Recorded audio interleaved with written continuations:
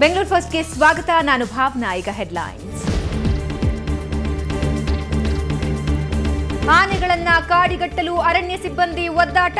ಆನೆಗಳ ಹಿಂಡು ಕಂಡು ಜನರ ಗದ್ದಲ ಗಲಾಟೆ. ಕತ್ತಲಲ್ಲಿ ಮುಂದುವರಿದ ಆಪರೇಷನ್ ಎಲಿಫೆಂಟ.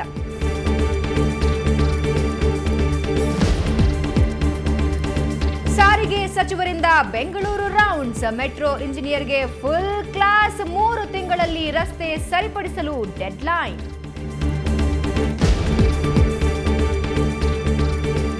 ರಸ್ತೆ ಕಾಮಗಾರಿ ಹೆಸರಲ್ಲಿ ಭಾರೀ ಹಗರಣ. ಅಕ್ರಮ ತಡೆಯಲು ಬಿಬಿಎಂಪಿ ಹೊಸ ಪ್ಲಾನ್. ಹಿಸ್ಟರಿ ರೆಕಾರ್ಡ್ ನೀಡಿದರಷ್ಟೇ ಬಿಲ್ ಸ್ಯಾಂಕ್ಷನ್.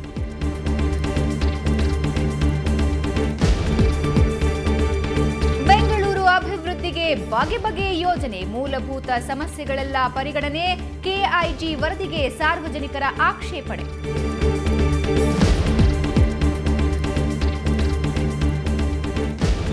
ಪ್ಲಾಸ್ಟಿಕ್ನಿಂದ ತಯಾರಾಗೋ ಉಂಡೆ ಬಲುಗಟ್ಟಿ. ಜಲ್ಲಿ ಕಲ್ಲು ಬದಲಿಗೆ ಬಳಸಬಹುದು ಪ್ಲಾಸ್ಟಿಕ್ ತುಂಡು. ವಿಶ್ವೇಶ್ವರಯ್ಯ ಕಾಲೇಜು ವಿದ್ಯಾರ್ಥಿಗಳ ಐಡಿಯಾ ಬೊಂಬಾಟ್.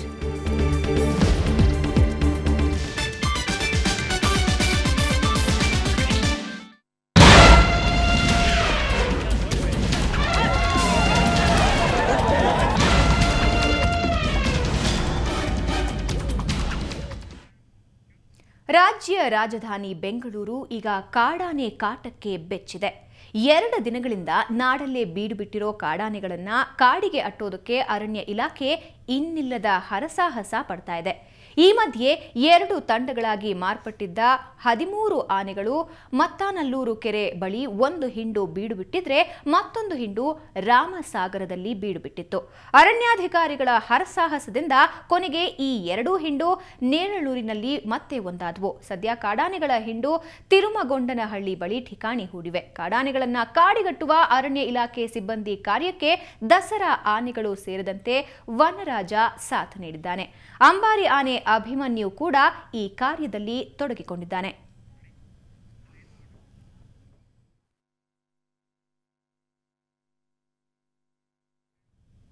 ಇನ್ನು ಇದಕ್ಕೂ ಮುಂಚೆ ಈವರೆಗೆ ಆನೆಗಳು ಎಲ್ಲೆಲ್ಲಿ ಹೋದವು, ಏನೇನು ಮಾಡಿದ್ವು ಅನ್ನೋದರ ಫುಲ್ ಡೀಟೇಲ್ಸ್ ಇಲ್ಲಿದೆ ನೋಡಿ. ನಿನ್ನೆ ರಾತ್ರಿ 9:30 ಚಿಕ್ಕ ತಗುಲಿಯಲ್ಲಿ ಕಾಡಾನೆ ಹಿಂಡು ಪ್ರತ್ಯಕ್ಷ. ಆನೆಗಳ ಹಾವಳಿ ಮೊನ್ನೆಯಿಂದಲೇ ಶುರುವಾಗಿತ್ತು. ಅದಾಗಲೇ 4 ಜೀವಗಳನ್ನ ಬಲಿ ತೆಗೆದುಕೊಂಡಿತ್ತು. ನಿನ್ನೆ ರಾತ್ರಿ 9:30 ಹೊತ್ತಿಗೆ ಆನೆಗಳು ಚಿಕ್ಕ ತಗುಲಿಯಲ್ಲಿ ಪ್ರತ್ಯಕ್ಷವಾಗಿದ್ದವು. ಬೆಳಗ್ಗೆ 6 ಗಂಟೆ ಹೆಗ್ಗೊಂಡನಹಳ್ಳಿಗೆ ಕಾಡಾನೆ ಹಿಂಡು. ರಾತ್ರಿ ಚಿಕ್ಕ ತಗುಲಿಗೆ ಹೋಗಿದ್ದ ಆನೆಗಳು ಬೆಳಗ್ಗೆ 6ರ ಹೊತ್ತಿಗೆಲ್ಲ ಚಿಕ್ಕ ತಗುಲಿ ಗ್ರಾಮ ಪ್ರವೇಶಿಸಿದ್ವು.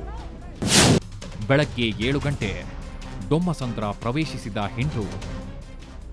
ಆರ್ಭಟ ಶುರುವಾಗಿದ್ದೆ ದೊಮ್ಮಸಂದ್ರ ಪ್ರವೇಶಿಸಿದ ಮೇಲೆ ಆನೆಗಳು ಗದ್ದಲ ಗಲಾಟೆಗಳಿಗೆ ರೊಚ್ಚಿಗೇಳತೊಡಗಿದ್ವು.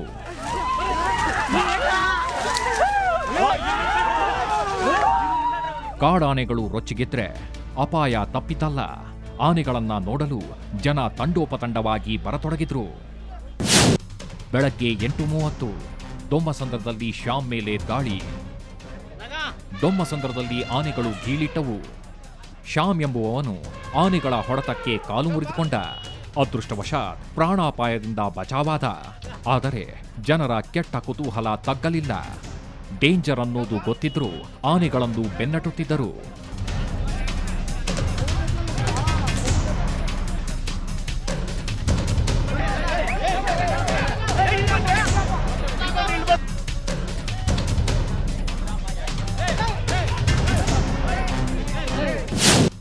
ಬೆಳಗ್ಗೆ 9 ಗಂಟೆ ದೊಮ್ಮಸಂದ್ರದಲ್ಲಿ ಮಂಜುನಾಥ್ ಮೇಲೆ ದಾಳಿ. ಅಷ್ಟೇ ಅಲ್ಲ, ಅದೇ ಹೊತ್ತಿನಲ್ಲಿ ಮಂಜುನಾಥ್ ಅನ್ನೋ ಅಂಗವಿಕಲ ಯುವಕನೊಬ್ಬ ಆನೆಗಳ ದಾಳಿಗೆ ಸಿಕ್ಕಿಬಿಟ್ಟಿದ್ದ. ಏನಾದರೇನು ಜನರಿಗೆ ಎಷ್ಟೇ ಎಚ್ಚರಿಕೆ ಕೊಟ್ಟರೂ ಕೇಳುವ ಸ್ಥಿತಿಯಲ್ಲಿರಲಿಲ್ಲ.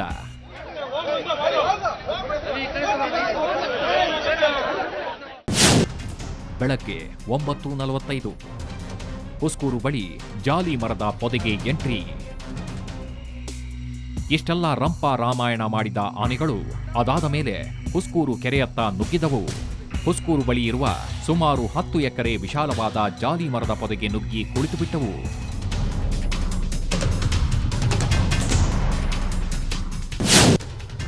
ಮಧ್ಯಾಹ್ನ 1:30 ಕುಡುಕ ಮುನಿರಾಜು ಮೇಲೆ ದಾಳಿ. ಅದಾದ ಮೇಲೆ ಆನೆಗಳು ದಾಳಿ ಮಾಡಲಿಲ್ಲ. ಆದರೆ ಆನೆಗಳನ್ನ ಜನರೇ ಸುಮ್ಮನಿರಲು ಬಿಡಲಿಲ್ಲ. ಗೌಜು ಗದ್ದಲ ಮಾಡುತ್ತಲೇ ಹೋದ್ರು. ಕುಡಿದ ಅಮಲಿನಲ್ಲಿದ್ದ ಮುನಿರಾಜು ಎಂಬುವವನು ಸುಮ್ಮನಿರಲಾರದೆ ಕೆಣಕಲು ಹೋಗಿ ಪ್ರಾಣವನ್ನೇ ಕಳೆದುಕೊಳ್ಳುವ ಸ್ಥಿತಿಗೆ ಹೋಗಿದ್ದ. ಆದರೆ ಬಚಾವಾಗ್ಬಿಟ್ಟ.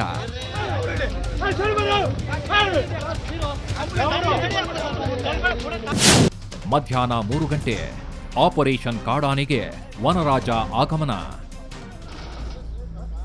ಅಷ್ಟು ಹೊತ್ತಿಗೆ ಬನ್ನೇರ್ಘಟ್ಟದಿಂದ ಆಪರೇಷನ್ ಕಾಡಾನೆಗೆ ವನರಾಜ ಆನೆ ಆಗಮಿಸಿತ್ತು. ಮಧ್ಯಾಹ್ನ 3:30 ಆಪರೇಷನ್ ಕಾಡಾನೆ ಆರಂಭ. ಆನೆಗಳನ್ನ ಜಾಲಿ ಪೊದೆಗಳಿಂದ ಹೊರಕರೆಸಿ ಆನೆಗಳನ್ನು ಹೊರದಬ್ಬುವ, ಮರಳಿ ಕಾಡಿಗಟ್ಟುವ ಕಾರ್ಯಾಚರಣೆ ಆರಂಭವಾಯಿತು. ಮಧ್ಯಾಹ್ನ 4 ಗಂಟೆ ಜಾಲಿ ಪೊದೆಯಿಂದ ಹೊರಬಂದ ಆನೆಗಳು ಸುಮಾರು ಅರ್ಧ ಗಂಟೆಯ ಮೇಲೆ ಜಾಲಿ ಪೊದೆಯಿಂದ ಹೊರಬಿದ್ದವು.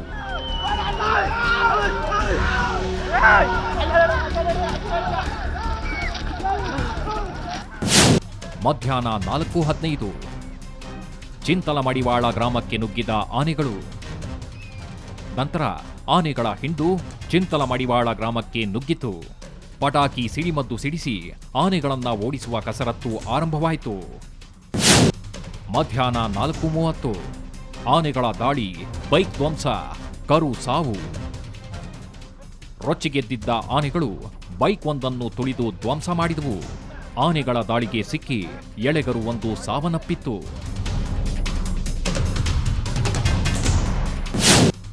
ಸಂಜೆ 5 ಗಂಟೆ ಮತ್ತೆ ಹುಸ್ಕೂರಿನತ್ತ ಆನೆಗಳ ಹಿಂಡು. ಆನೆಗಳು ಮತ್ತೊಮ್ಮೆ ಹುಸ್ಕೂರಿನ ಜಾಲಿ ಪೊದೆಗಳತ್ತ ನುಗ್ಗಿದವು. ಮನಸೋ ಇಚ್ಛೆ ಓಡಿದವು. ಜನರ ಆರ್ಭಟಕ್ಕೆ ಬೆದರಿದವು.